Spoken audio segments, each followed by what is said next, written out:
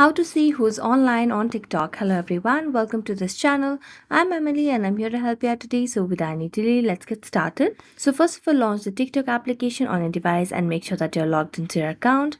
After logging into your account, first of all, what you need to do is make sure that you have toggled on the activity status. So just go to your profile at the bottom right corner of the screen and then tap on the three lines at the top. Then tap on settings and privacy. Then go to the privacy option over here, and here you can see the activity status. It's toggled on.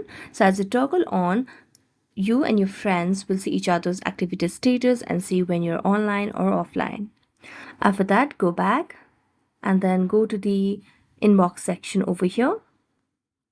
As tap on inbox, here you can see the friends who are active. So with the green dots and the green lines over here, it means that the particular person is online right now on TikTok. So thank you so much for watching this video. See you next time.